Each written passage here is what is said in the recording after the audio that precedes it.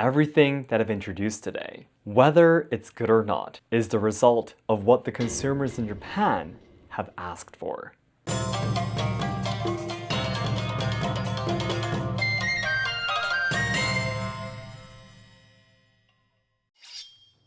皆さんこんにちは and welcome to Let's Ask Shogo. Japanese food is healthy, and that's why Japanese people look so young and live long. This might be something that you have believed in until you played this video. Japanese food, called washoku in Japanese, was registered as a UNESCO Intangible Cultural Heritage in 2013 and has been gathering a lot of attention and popularity ever since as a way to maintain a healthy body and keep you in shape. But what if I told you that washoku is actually not healthy? I was very shocked too after reading these two books written by a Japanese doctor who states that the assumption of washoku equals healthy is a very dangerous myth. So today, I will first explain the definition of washoku and how it was added to the UNESCO Intangible Heritage List. Then I will introduce the three main reasons why there are some people who claim Japanese food is not healthy. The three reasons will get more and more surprising towards the end. And in the final chapter, I will introduce some ideas on ways to find healthy food in Japan. So stay tuned.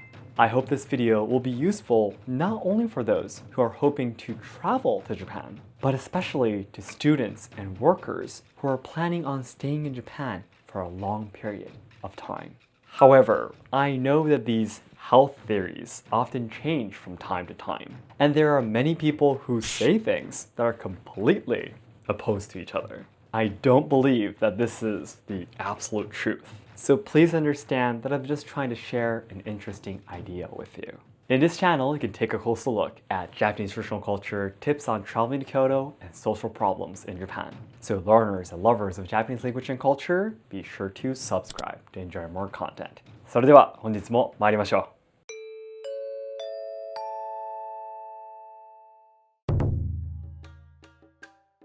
First of all, let's understand the definition of washoku.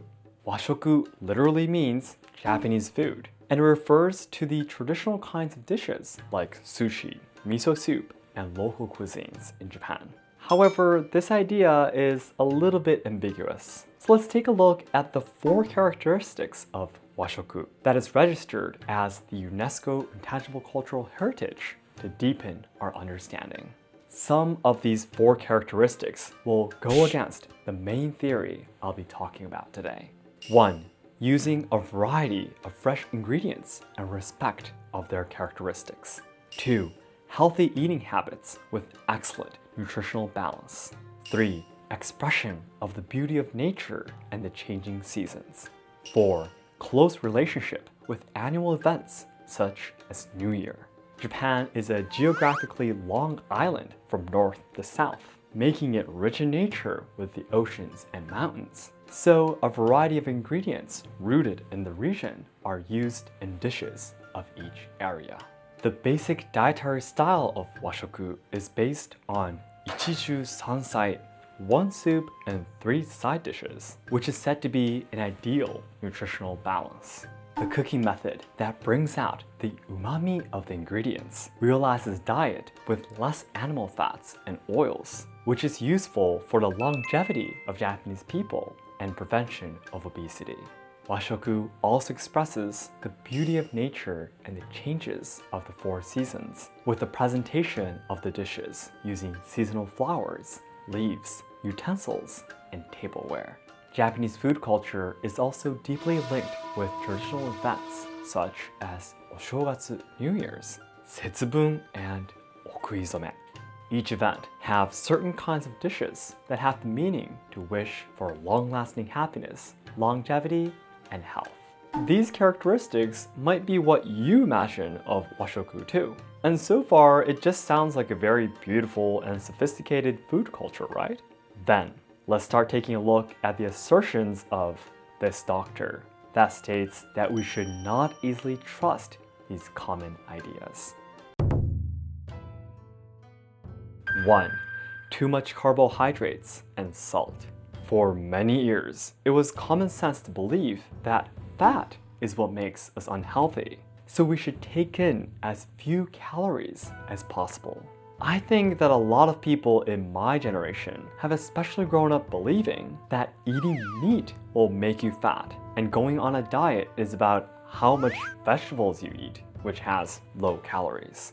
However, recently, this idea has changed, and scientific research has shown that carbohydrates and sugar are what really make us fat. This is because what creates fat inside our body is not the fat that we eat, but the leftover glucose in our blood, which comes from the overconsumed carbohydrates and sugar.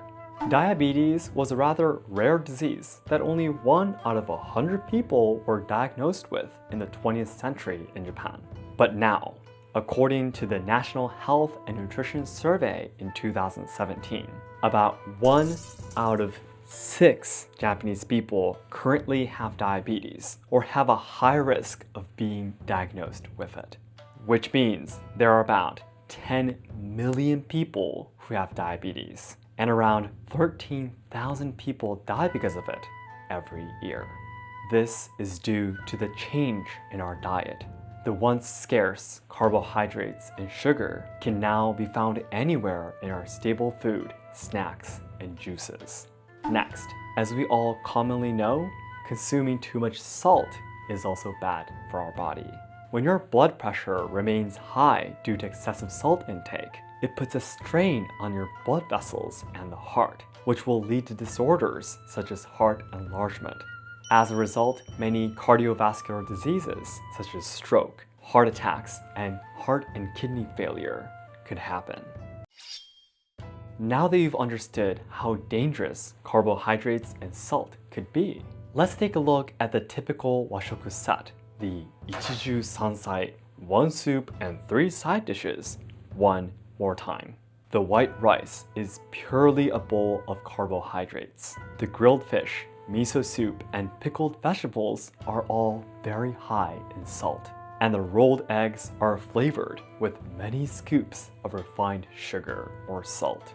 Yes, it basically has everything bad that we have been discussing about.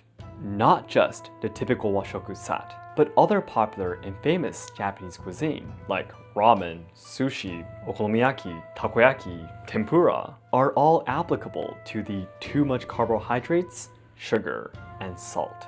Eating too much of these kinds of foods will absolutely make you fat and will leave you with various kinds of diseases. According to the results of a survey taken in 2016 by the government, the amount of salt consumed daily by Japanese people aged 20 and over was 10.8 gram for men and 9.2 gram for women. However, according to the dietary intake standards for Japanese people, the target for daily salt intake was less than 8 gram for men and less than 7 gram for women. Roughly 2 grams less salt than what is actually being consumed by both men and women. But then you might be thinking, why did Japanese people develop such an unhealthy diet? Here are some possible reasons. 1. Japan's environment was suitable for growing rice and collecting salt from the oceans. 2. When food was scarce, carbohydrates were a very important nutrition to stay alive. 3. Japan is very hot and humid, so they needed more salt intake from all they lose by sweating. 4. Salt was very useful for preserving food. But how about today? In this age of easy access to food, we can get enough carbohydrates from other foods without having to eat so much rice. Thanks to refrigerators, we no longer need to use salt to preserve our foods. And with air conditioning, we don't lose as much salt by sweating as we used to. In other words, we can say that washoku has become a style that doesn't fit our modern lifestyle. But of course, this doesn't mean that every Japanese dish is evil, and there are some foods that this author recommends us to eat. I'll be talking about that in the final chapter. 2. Too much food additives. The horrifying fact. Some studies point out that Japan approves the most kinds of food additives in the world.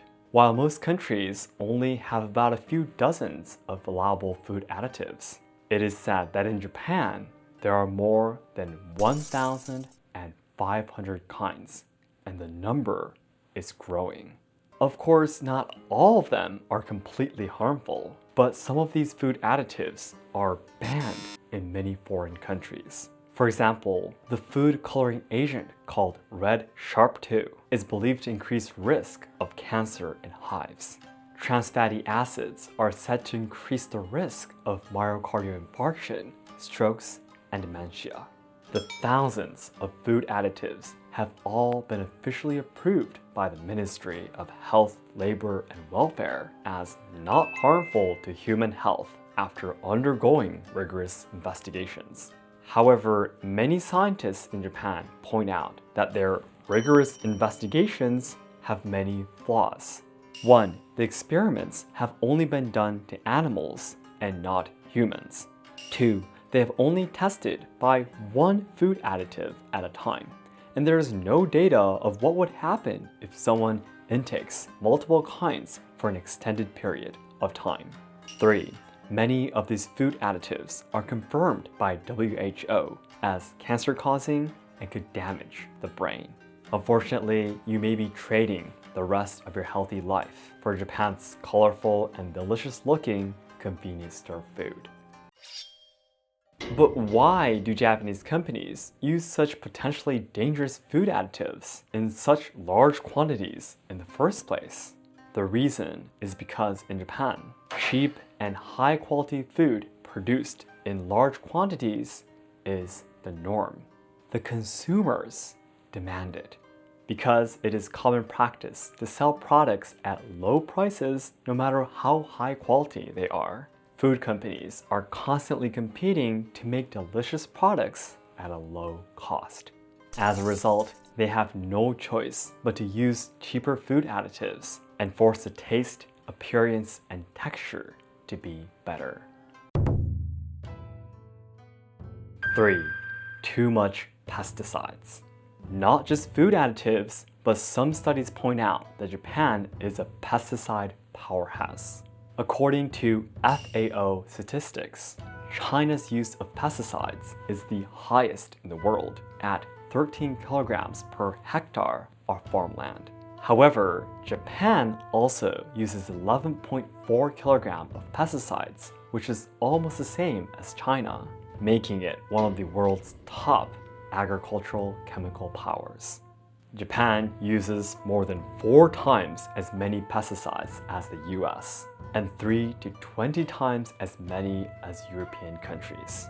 Some of the approved pesticides include this, that were found to affect children's brains and were quickly banned in Europe and other countries.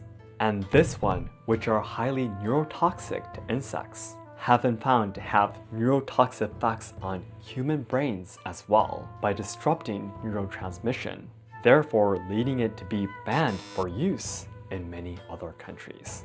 However, rather than banning it, Japan has further relaxed the residue limits to make it easier to use and continues to use large amounts of these pesticides. But then again, why does Japan use so much pesticides on their crops? Here are some possible reasons that may explain why. 1. The shape and quality of vegetables and fruits demanded by Japanese people is unusually high.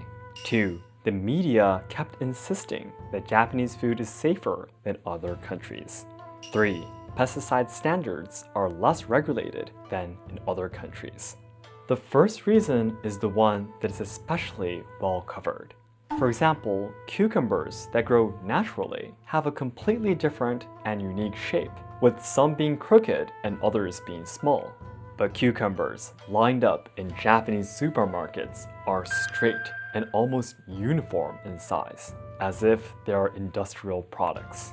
The reason is because Japanese consumers place a high value on good shape, and badly shaped vegetables and fruits or ones with even a small scratch on the surface do not sell well. Each vegetable as a commodity has its own standard, and vegetables that do not meet the standard are out of specification and cannot be shipped. Farmers have no choice but to use pesticides and other chemicals to maintain a certain level of quality in order to reduce losses and increase sales. This seems to reflect the Japanese society where we all force each other to be normal and perfect, and that we all need to fit into this correct person template. In addition, the media has always emphasized the safety of Japanese food. At times, the media has even highlighted dangerous foods from other countries as problems, as if to say that Japanese food is the only safe food. This is unavoidable because many of the media sponsors are food companies. But it is no exaggeration to say that most Japanese people have stopped thinking and come to believe that domestic food is safe. Since no one complains about food safety, the government continues to approve one pesticide after another, and the vicious cycle continues. So, before we move on to the final chapter, I need to make it very clear that this is no conspiracy theory where there is someone evil trying to poison Japanese people. Everything that I've introduced today, too much carbohydrates, salt, food additives, and pesticides, whether it's good or not, is the result of what the consumers in Japan have asked for. If we really want to make a change in what we eat, we need to start intentionally choosing and buying what we truly support. We say that purchasing is like voting. And I think that this is an important point that we Japanese need to be conscious about. The health hazards of unbalanced nutrient intake, food additives, and pesticides do not become immediately apparent to your body. It rather takes a long time to take their toll on your health. Various studies have shown that even if you think you're fine at the moment, there is a great risk that you will develop serious diseases in a few years. The number of Japanese people suffering from cancer is increasing year by year. And it is now even said that 1 out of 2 people would get cancer. This may be one of the negative results of washoku and food in Japan. For those of you who are getting very nervous about coming to Japan, thank you very much for watching this video till this last chapter. Although there might be many foods that could be dangerous and make us unhealthy, there are some things that you can do to avoid them or keep ourselves healthy. 1. Eat certain Japanese food products. 2. Check food additive labels. 3. Buy pesticide-free vegetables. As I've explained earlier, not every washoku is unhealthy. And in these books, there are some things they recommend you eat more to keep yourself healthy. 1. Soy food. 2. Seaweed. 3. Sashimi. 4. Shabu shabu. I was so relieved that sashimi was on the list because we were told that our favorite sushi was not so great, right? It's best to create a habit of looking at the list of food additives on the back of food packages and choose foods with few food additives as possible. Especially dangerous are the luminescent agents and preservatives used in Japanese processed meat like ham and sausages, and the artificial sweeteners that are used in soft drinks and sweets. These books recommend that if you find food labeled with these food additives, avoid them at all costs. Lastly, I recommend that you buy pesticide-free vegetables as much as possible. I mentioned earlier that a large amount of pesticides are used in Japan, but fortunately, there are some farmers and vendors who are working hard to change the situation and produce truly safe vegetables. You can find some pesticide-free vegetables in some supermarkets, but if you're going to stay in Japan for a long time, I recommend you order a monthly subscription of pesticide-free vegetables. The service I recommend is written in the description box, so please check it out. Finally, before I end, I want to say one more time that there are many different studies and opinions about health and safety in Japan too. There is no way that the ideas that I presented today are absolutely correct. However, on the other hand, I believe that a healthy body is essential for a happy life. So I think it's necessary to continue studying. I hope this video will be a chance for you to broaden your sense of values towards washoku and Japanese food in general. Then lastly, today's conclusion. The 4 characteristics of washoku that are registered as UNESCO Intangible Cultural Heritage are 1. Using of a variety of fresh ingredients and respect of their characteristics. 2.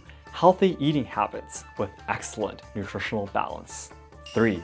Expression of the beauty of nature and the changing seasons. 4. Close relationship with annual events such as New Year. However, there are some people who claim that washoku and food sold in Japan are not healthy because of 3 reasons. 1. Too much carbohydrates and salt. Ichiju sansai. 1 soup and 3 side dishes. The typical washoku set and other popular dishes contain too much carbohydrates and salt that can lead to various diseases. In the past, it might have suited the environment in which Japanese people had lived in, but not today with easy access to food, air conditioning, and refrigerators. 2. Too much food additives. In Japan, it is said that there are more than 1,500 kinds of food additives approved by the government, and some of them include those that are banned in many foreign countries. 3. Too much pesticides. Japan uses 11.4 kilograms of pesticides per hectare of farmland, making it one of the world's top agricultural chemical powers. It has 4 times as many pesticides as the US and 3 to 20 times as many as European countries, and some of them include dangerous chemicals which are banned abroad. These are some things that you can do to keep yourself healthy in Japan. 1. Eat certain Japanese food products: soy food, seaweed, sashimi, and shabu-shabu. 2. Check food additive labels and especially avoid preservatives, luminescent agents, and artificial sweeteners. 3. Buy pesticide-free vegetables by ordering the monthly subscription services. So that's it for today. Thank you very much for watching. If this video helped you to understand a different side of Japan, please hit the like button to help me boost this video to more people. And my goal is to achieve 1 million subscribers by January 2023, so your help is what I need. And please check out our sub-channel and membership through the link inside the description box. Thanks again, and I'll see you in my next video. どうもありがとうございました。I'm pretty sure this video got really long, yes. And I'm really sorry for those of you, probably you still have a few questions in mind, right? I mean, like, as a fact, for example, Japan is the country that has the longest life expectancy, or you might have an image that Japanese people are skinny, for example, then, like, you know, I haven't been able to answer these questions in this video. I tried to include that content in my script, yes, but it just got a little bit too long, yes. And the longevity that's, well, you know, it's believed about Japan, and also the Japanese people's image, the image of Japanese people being skinny, these are really different topics that we need to take a closer look at to understand. So I'm really sorry if you had these question marks in your mind. I'll probably make separate videos to talk about these topics too.